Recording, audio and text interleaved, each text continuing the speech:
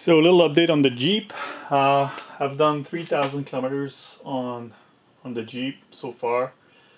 It's been doing very well. The engine and the Jeep itself is doing very well.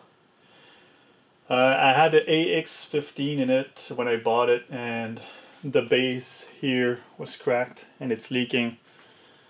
So what I did at the beginning of the project, I bought NV3550 planning to rebuild it. That I pay $100 for it. And I did rebuild it, but in the process of rebuilding it, I nicked one of the gear when I was pressing it on the on my hydraulic press. So when the Jeep was close to be ready and ready to mount a transmission in it, what I did is I was looking around for transmission, cheap transmission, and I found that NV3550 for cheap as well. So I bought that one instead, thinking, you know, I might be able to get away with this and have a working transmission in a Jeep. But right at the bat, when I started using it, it wasn't shifting properly. It was really hard to get it in a second without grinding, and sometimes it would pop out a second gear as well when I would be departing from an intersection or whatnot.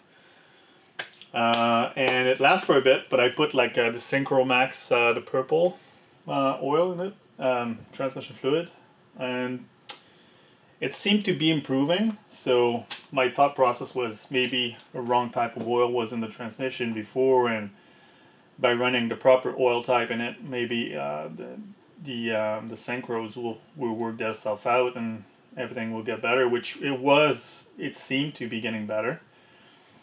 But then after maybe I did I would say I did 400 Ks maybe on that transmission, maybe less than that. I would say between 200 and 300 Ks on this transmission, and one day I went for driving with it, and then it totally locked out on me. So all the gears were locked in. I couldn't shift any gears, especially I couldn't engage reverse or anything. So that's where I'm at. So I pulled the transmission out. So what I'm going to do is I'm going to try to salvage the gears in this one.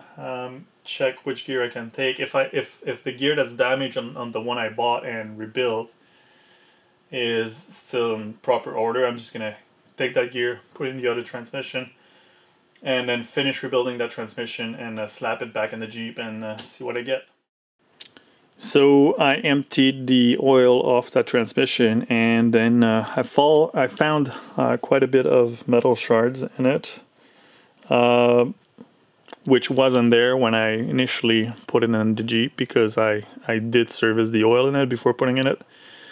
And I found a big piece of that cotter pin in there that seemed to be sheared off.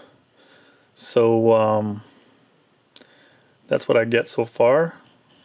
So we'll open the transmission and see where is that coming from. So I put the shifter back in just to show what action I get, what non-action I get, I guess. So this is neutral, which doesn't.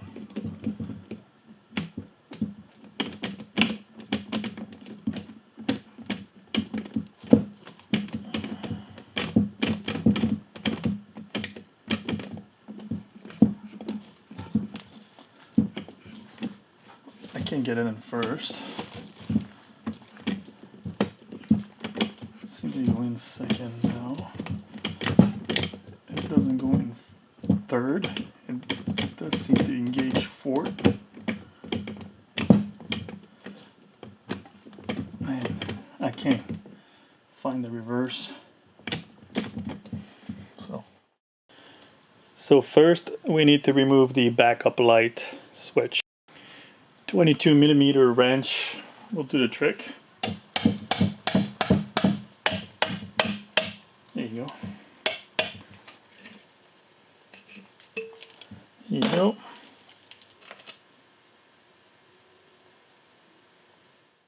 Then we need to remove the shift tower bolt and remove the tower and lever assembly. You can do that with 6mm key. Let's see.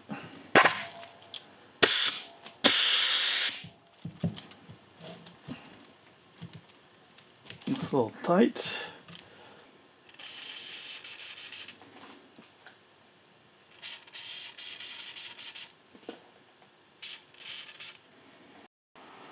Okay, let that soak for a minute or two. I found a better 6mm that's a little tighter fit, so less worn out. Like this.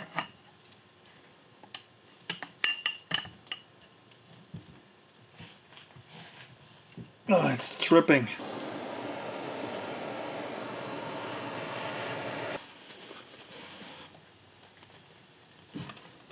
That's not.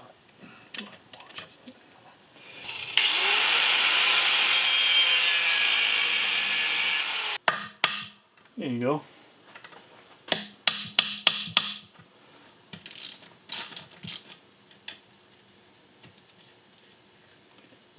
There you go. That's what it looks like.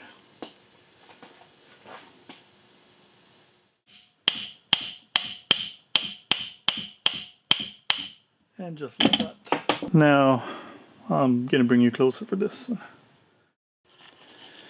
So that's what they call the shift shaft detent plunger. And then we just remove this component here. So what do we have here? We have a spring.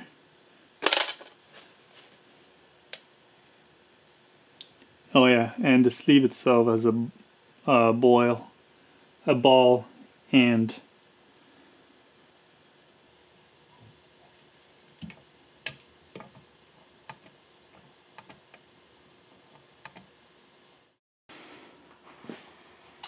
so now we're going to remove the bolts on the front bearing retainer and we're going to take it out.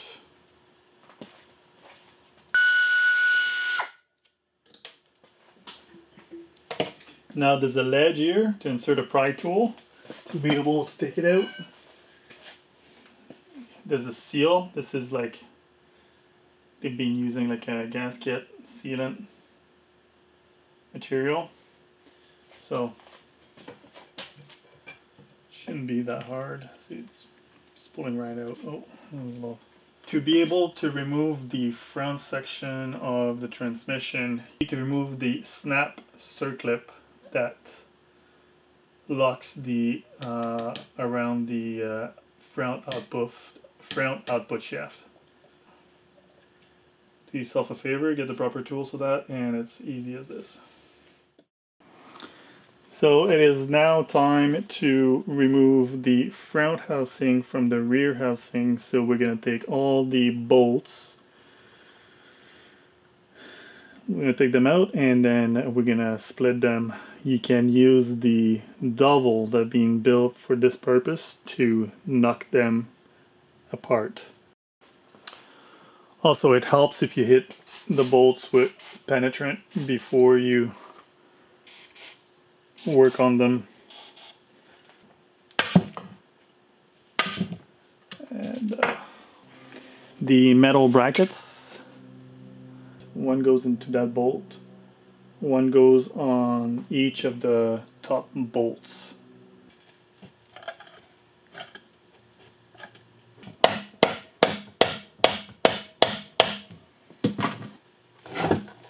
There you go.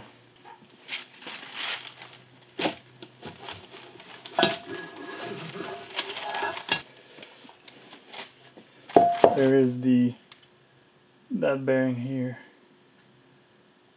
is in good shape as well. So I'm going to keep the orientation and put it back into its place right there. Looks like the gears all look nice. So that little dove pin right here is the one that holds the shifter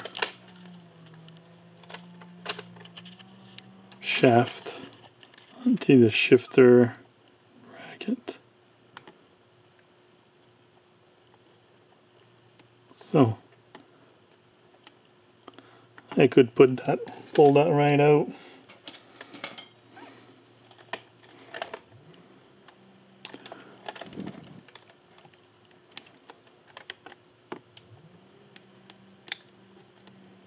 There you go. That's the other piece. Something that's a little different, I think, is you can see like here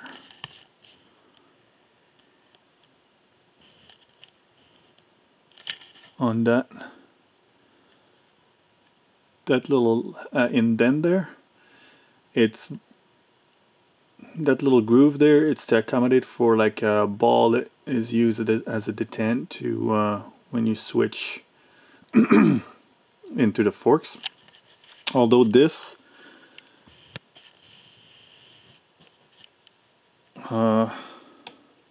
this mechanism usually does have like in the middle here a hole to accommodate for a spring and a ball, and this one doesn't have one. So I'm not sure if that's like a variant in the design of those transmission, or someone put a different part in it. I don't know. Okay, as it sits right now, we just need to remove the seal in the back here, and there's a C-clip. You pull the C-clip, remove the two bolts that on the side here that holds the idler in position, and you can or remove the whole cassette out of the transmission. Though what we want to do is we want to have a mount to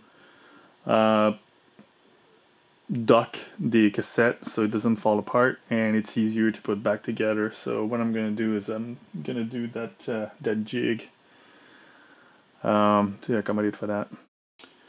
And now we're going to take that roll pin out of that the shifter socket. I have a 3/16 punch here.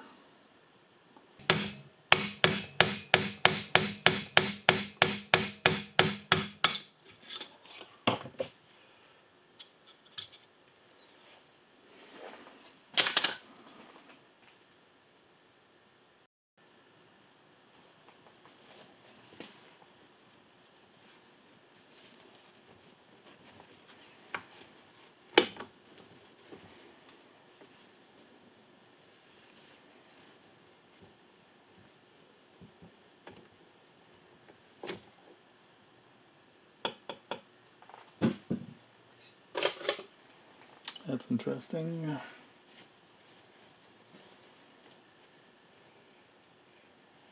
Slides very well on the forks, so that's good.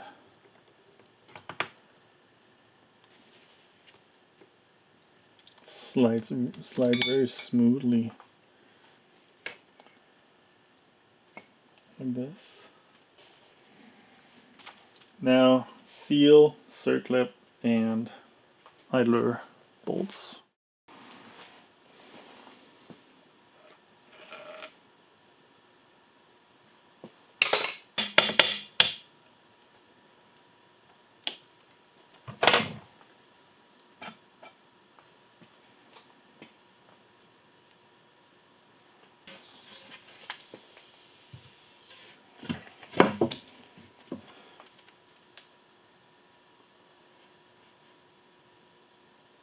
So I'm gonna put a hole in there, feed that through there.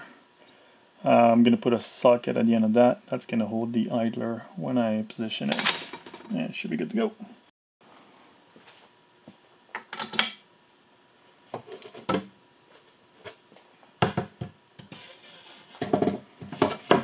And that's all it's gonna work. So I've switched the transmission the other way around, so this is the back now. I do have a long wood screw, and I'm gonna poke it on the side here, a little bit in the slant, so I don't poke right into there's a bearing on the other side, so I don't want to poke into the cap of the bearing on the other side. So I want to sit like on the stainless steel on the ring of the bearing on the other side. So I'm going to poke right here through and try to pull this this seal.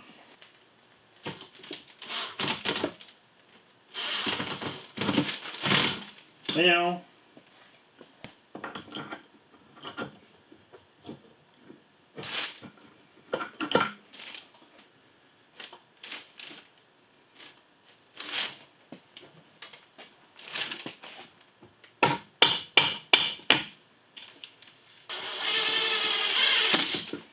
Well, it's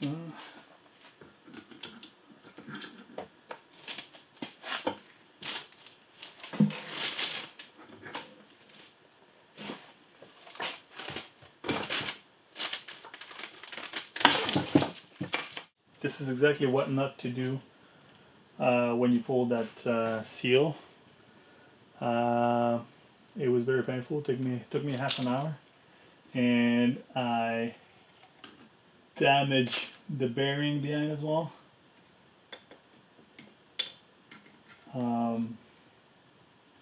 Yeah, so this is supposed to be the junk transmission, so hopefully when I get the other one it'll be easier than that, but yeah, that's a complete fail. So if I would be to use this transmission again, I would need to get another seal, another bearing to go behind it as well.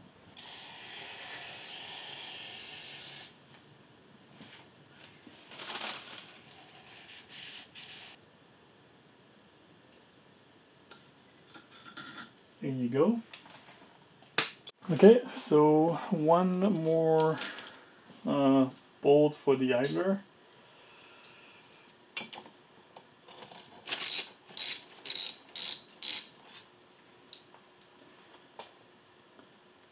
That's the short one.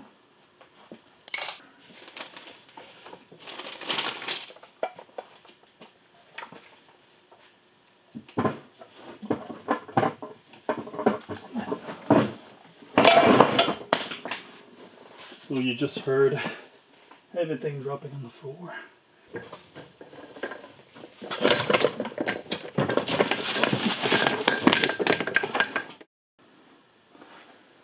So that's what it looks like.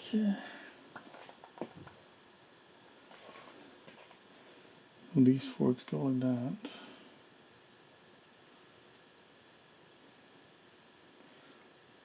That's the front, that's the back.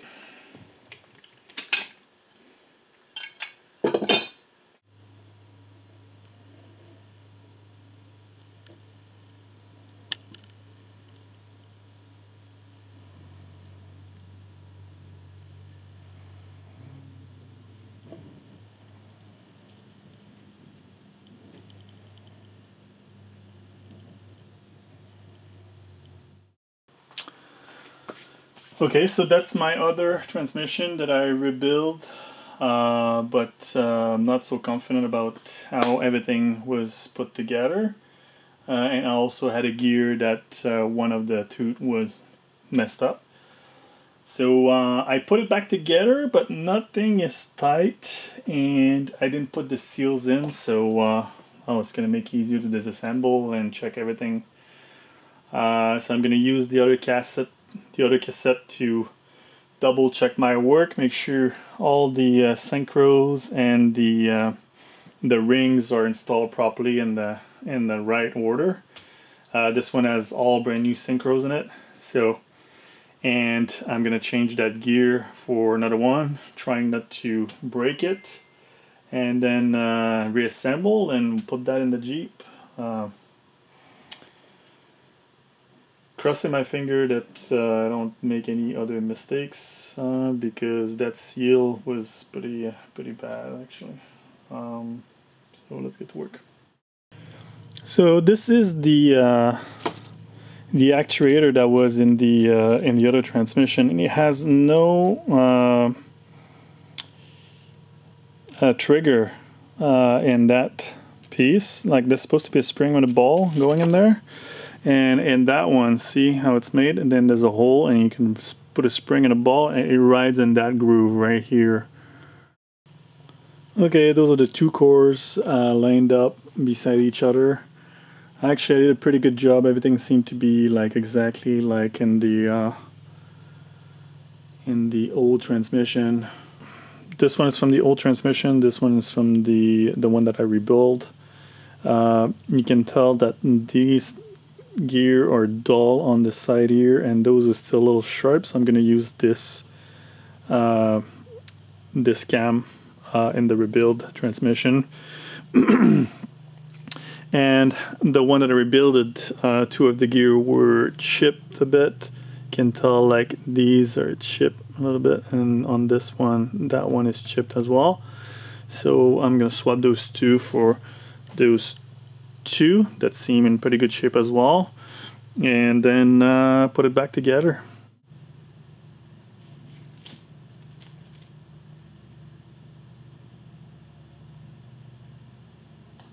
They are clearly different transmission. They are different. Okay, after further inspection, turns out that these are not the same. The gears are not the same, so I can't swap them. So it's gonna have to be. It's just gonna have to fit like that, and hopefully it will hold. I do change all the synchros in it, so it should be better. And then by looking at that tranny, it seems like I have everything in the proper order. So I'm just gonna have to trust it and go for it. So if you look at those two shafts, you can tell these gears are a little wider and finer. These ones are narrow. I think this notch is by design. I don't think it was made by grinding. But yeah, you can tell like the profile on all the gears a little bit different.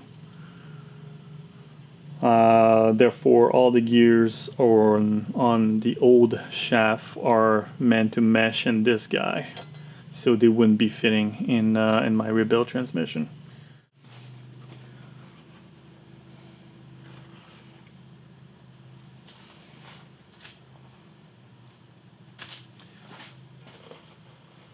I'm using marine grease here. I'm gonna sit it in the socket. Hopefully it's gonna hold. Suction seems pretty good. Okay, let's do this again.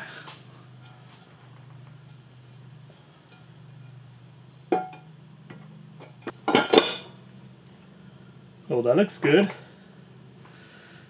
Okay, not sure if you got all that, but I put that bar, and it needs to be treated in that fork first, then in this actuator, and then in the shifter socket, and then finally into the rear recessed. I got a little spring with a ball, and I'm gonna try to put it in this guy over here.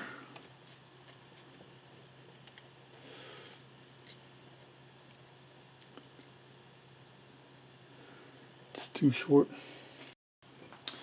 Okay, so what did I do is I spread that spring a bit, so it gives a little. Now the balls seem to be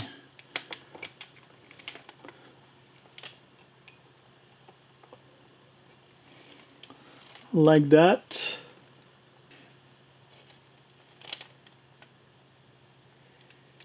Looks like a straight shot from here.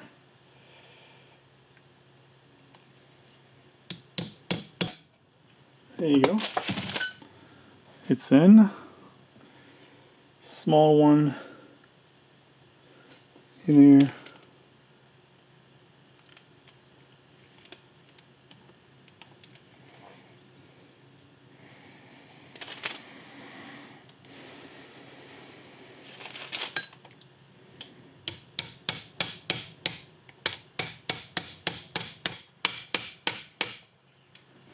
That's it.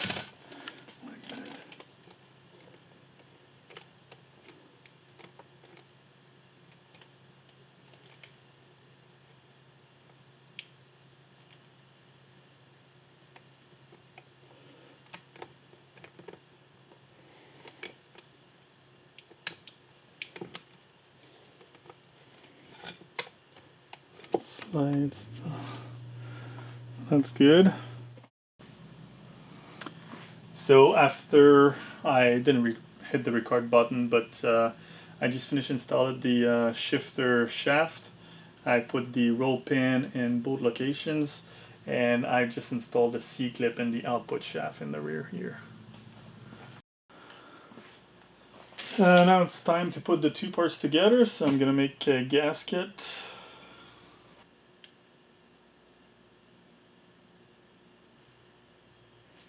That's it.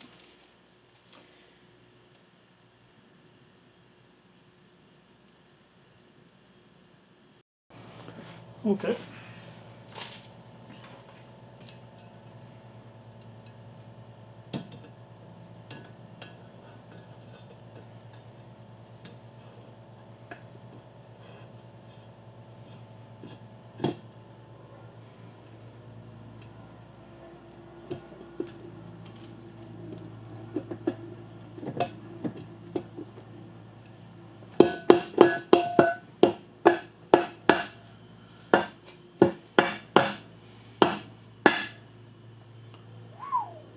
That's it, that's in.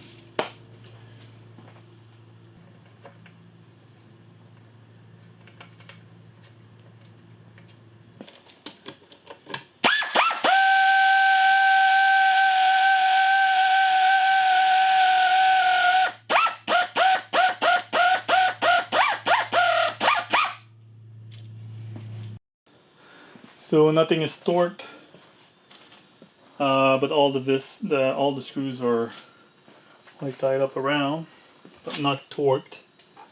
So the gasket can sit for a little bit before I torque everything. I need to put the circlip in the front, so I'm going to do that now. Go.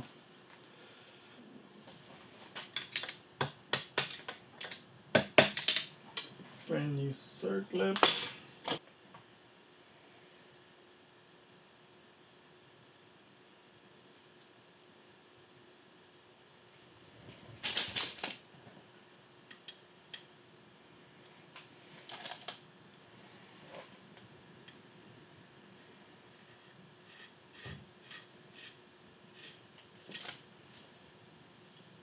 That'll be 13 as well.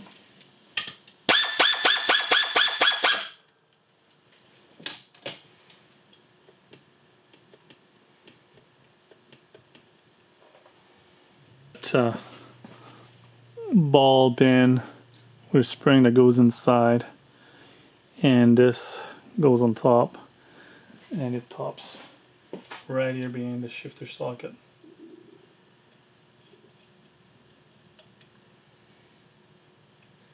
And this you just hammer in.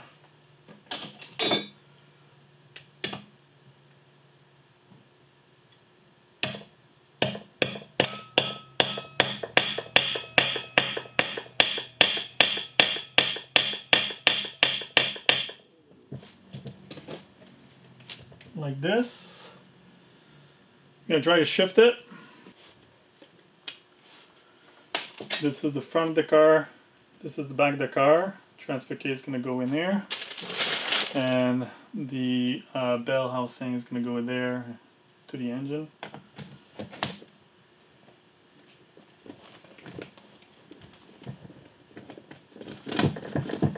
There you go. So feels good.